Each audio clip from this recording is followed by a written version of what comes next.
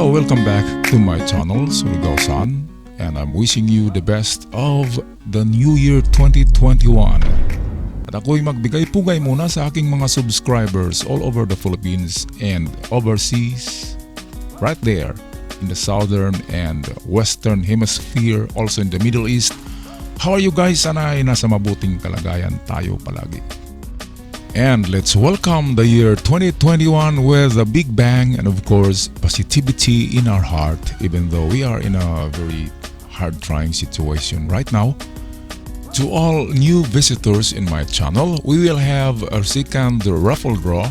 Our prize will be a metal detector. That's a good tool for your treasure hunting. All you have to do to join the raffle draw on February 14 is subscribe this channel and my other channel, the MT Suarez TV, and you will be eligible to join the raffle draw with a metal detector at stake. Okay? So hang on for that. At meron pa akong isang kahilingan din sa inyo mga katiats na kung kayo'y manood ng videos dito sa aking channel ay huwag niyong i-skip ang mga advertisement kasi diyan ako kumukuha ng pangregalo sa inyo or papremyo na pambili ng metal detector na irigalo balik sa inyo. So every 3 months starting February 14, every 3 months ay meron tayong paraffle. That's my promise to you guys para matagpuan na natin ang ating hinahanap at kung ako'y may blessing ay ma-share ko din sa iyo. Ito yung MT Suarez TV. All you have to do is type one of the title in that thumbnail at lalabas na yung MT Suarez TV channel. At ngayon ay atin nang i-decode itong letter W or letrang W na pinadala sa atin ng ating katiats somewhere else in the Philippines. Ay, ito siya. Okay, so dito natin i-decode ang letrang W na yan. Okay guys, ito yung picture na pinadala sa atin. Isang bato na kakaiba ang hugis.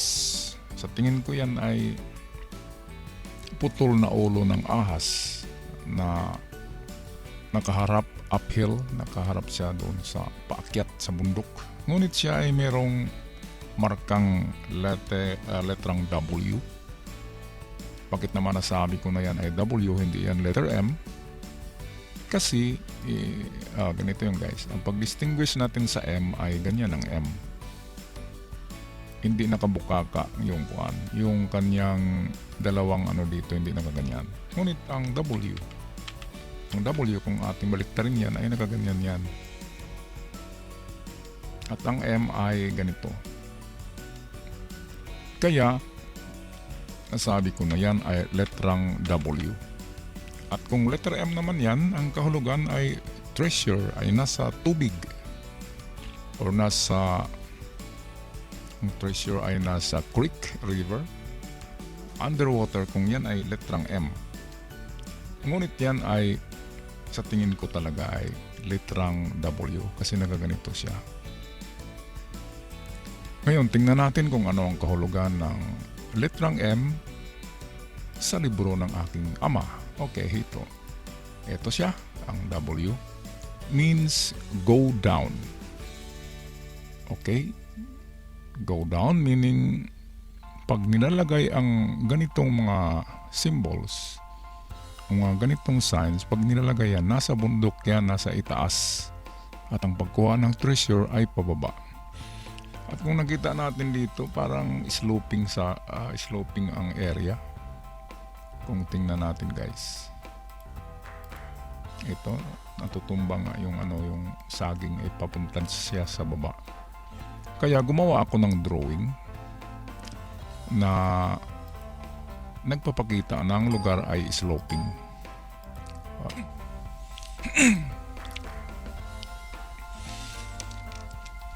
Okay guys, so andito na tayo sa aking drawing na sa palagay ko, there are 2 ways to decode sa location ng digging spot. Kasi sa tingin ko, ito ay ulo ng ahas. At alam naman natin na kung ulo ng ahas yan, ay medyo malayo yan kasi ang ulo ng ahas ay nagtuturo ng mga treasure uphill papunta sa bundok. Basta't ulo ng ahas yan. So ito ay uphill treasure, ang isang way ng decode. At yung box niya na sign ay nandito. So W at box na sign. Itong box, ito yung item, yung treasure. At ang W yan ang pointer at distance.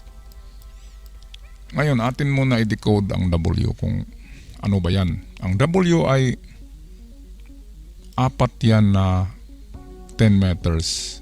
Kasi ganyan yan. 1, 2, 3, 4,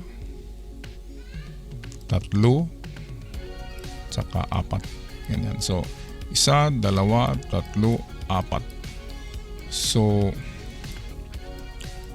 4 ka 10 meters. 4 by 10. So, ang unang distance dyan, standard distance ay 40 meters na pakalayo. Pababa. Okay, at ang pangalawa niyan, sa Korean treasure codes, ang bawat guhit lang niyan ay 5. Bawat yung line na yan ay 5. So, 5 times 4. 5 by 4 equals 20. So by Korean treasure code sa distansya ay 20 meters. At ang 40 dito ay this is Japanese, malayo. So okay guys, meron na tayong dalawang distansya para sa paghukay. Ngayon, ang direksyon naman. Kung saan tayo pupunta, okay, i-decode natin sa letrang W. Ang W yan ay sikretong arrow. Kasi itong gitna guys, ito yung pinaka-arrow niya. So nakaganyan yan. Meaning to say, ang direksyon ay papunta doon. Parang heart din yan, di ba? Yung heart ay nakaganyan. Ang dulo niya ng arrow, ito. Di ba sinabi ko na sa inyo noon, sa di pa nakaalam, na ang heart ay komposisyon niya ng number 3 at ng arrowhead. Yan, dinugtong lang yan. At nang dinugtong yan, naging heart. Kaya ang heart is a pointer. Similar with a W. A W ay pointer yan. Ang gitna yan ng arrow. So ngayon, alam na natin kung saan papunta. Kunin natin ang gitna ng W dito at diretso tayo sa pinakauna na distansya is 20 meters by Korean measurement. Okay, so dito tayo guys. Stop tayo sa 20 at maghukay tayo pababa 2 meters. Tisdig. Testing lang yan na hukay, 2 meters. Okay, pag ang lupa ay walang pagkakaiba, hindi nababago ang layer ng lupa, matigas pa rin siya at ang layer ay hindi nagbabago. Walang mga bagay sa loob na gawa ng tao, walang kahoy na ibinaon within 1 to 2 meters. Walang buto ng hayop, ng tao, walang botelya, walang plato, wala lahat. So meaning to say, wala. So punta tayo sa pangalawang distance, which is 40 meters, medyo malayo na. Ang treasure by the way, aabot nga yan sa 200 meters. 100 to 200 yung iba. Lalo na itong ahas, pag ulo ng ahas, yung napuntahan ko na ulo ng ahas doon sa bundok ng Taganaan ay napakalayo. Doon sa tuktok ang tunnel na bukas na. Tingnan namin yung kuweba, bukas na yung entrance ng tunnel. Meaning nakuha na, matagal na ang treasure doon. Okay, so yan ang experience ko sa ulo ng ahas. Okay, so 40 meters here. Pangalawang digging spot. At naghukay tayo. At wala tayong nakita. Huwag kayong ma-discourage guys kasi wala talaga tayong makita. Kasi hindi ganyan kadali ang paghanap niyan. Ngayon, stop na tayo sa first method. Ito yung first method. At nagmintis tayo, wala. Wala sa 20 to 40 meters with the help of a W para makuha yung arrow papunta. Okay. Ngayon, punta tayo, i-decode natin ang ahas, ang ulo ng ahas. Alright, so tayo magpatuloy ngayon guys. Ngayon naman ang ating second method, ito yung pangalawa na pamaraan, ay doon tayo magbase sa Pagbasihan natin ngayon ang ahas. Anong ba ang ahas? Ang sign na ahas, kung yan ay nakapulupot na ganyan na parang ensaymada at yung ulo niya ay nakatago, meaning to say nasa kanyang baba or right under the coiled snake ang treasure. Ganyan. Pero kung ang ahas, lalo na pag nakatayo yung ulo niya, nagaganyan, at nakaharap doon sa bundok, meaning to say malayo pa ang treasure. Okay. So, ganito ang tingin ko nito guys. Kasi ang ahas na ito ay putol. Ayan. Ang putol na ulo na ahas, yan ay may kasamang danger. Bakit nasabi ko guys? Kaya putol yan. Kasi harmful yan, kaya pinutol kunwari. At ang meaning ng putol na ahas ay warning, there is a danger. Okay, ano ba ang meron sa ahas? Ano bang klaseng booby trap? Mga poisonous chemicals, kasi alam naman natin na ang ahas ay may venom, meaning to say mga liquid, mga gas, mga poisonous gas. Ang meron na booby trap pag ahas ang symbol. Pero hindi naman tayo sure na ito talaga ay ahas. Mukhang ahas nga lang na ulo. Ngayon ang ating tingnan ay yung box sign ng gold na nandito sa kanyang parang nasa right side ng kanyang pisngi. So saan ba yan nakaharap? Nakaharap siya papunta doon guys, ang box. Ngayon ang pagbasihan natin ito sa direction ay ang center, yung ilong ng ahas. Kulayan natin ang blue. Kunin natin ang ilong ng ahas. Yan ang pinakasentro niya. Tapos ang sentro ng kanyang liig dito. At gagawa tayo ng linya ganyan. Ayan.